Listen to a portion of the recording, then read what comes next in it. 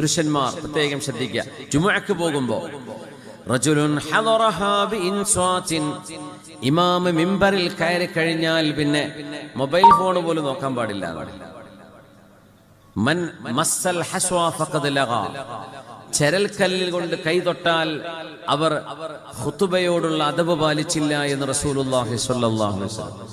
എന്താ ചരൽക്കല്ല് എന്ന് പറയാൻ കാരണം? അന്ന് പള്ളിന്റെ ഉള്ളിൽ ചരൽക്കല്ലാണ്, ടൈലില്ല, കാർപ്പറ്റില്ല, ചരൽക്കല്ലായിരിക്കും. അതുകൊണ്ട് ആ കല്ല് തൊട്ടു വെറുതെ ഇങ്ങനെ മിനിസുണ്ടോ അല്ലേ എന്നൊക്കെ വെറുതെ നോക്കിയായിരിക്കും.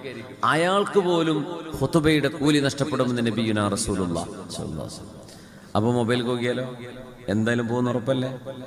പേഴ്സ് എടുത്ത് നോക്കി, അല്ലെങ്കിൽ സീലിംഗ് മൊത്ത ഡിസൈനിങ് നോക്കിയിരിക്കുകയാണ്. ഇമാം ഖുതുബ തുടങ്ങിക്കഴിഞ്ഞാൽ ഫസ്അഉ ഇലാ ദിക്രില്ലാഹ്, അള്ളാഹുവിന്റെ ദിക്റാണ് നടക്കുന്നത്. ഇനി തിരിഞ്ഞില്ലെങ്കിലും കുഴപ്പമില്ല, ദിക്റാണത്, അള്ളാഹുവിനെ കുറിച്ചുള്ള സ്മരണയാണ്. മിണ്ടാണ്ടിരിക്കണം.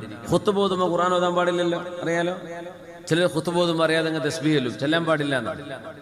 ഖുതുബ നടക്കുമ്പോൾ തസ്ബീഹ് എല്ലാം പാടില്ല. ഇമാമിന്റെ ഖുതുബയെ തിരിഞ്ഞാലും ഇല്ലെങ്കിലും ശ്രദ്ധിച്ചിരിക്കണമെന്നാണ്. അതൊരു അദബാണ്. ഇലാ ദിക്രില്ലാഹ്, അള്ളാഹുവിന്റെ ദിക്റിലേക്ക് ഓടി വരണം എന്നാ പറഞ്ഞത്. അവിടെ പിന്നെ വേറെ ഡിസ്റ്റർബൻസ് പാടില്ല. കൂട്ടത്തിലൊരു കാര്യം കൂടെ പറയാം. പള്ളി കമ്മിറ്റിക്കാർക്ക് അവിടെ എന്തായാലും ഒരു പിരിവൂട്ടൽ ആവശ്യക്കാർ, അപ്പൊ ബക്കറ്റ് കൊടുത്തേക്കും. ഇമാം ഖുതുബ തുടങ്ങേണ്ട മുമ്പ് കൊടുത്തയച്ചോളി, അല്ലെങ്കിൽ ഖുതുബ കഴിഞ്ഞിട്ട്. ഈ ഖുതുബ നടക്കുന്നിടയിൽ ഇങ്ങനെ കൊടുത്തേക്കുക.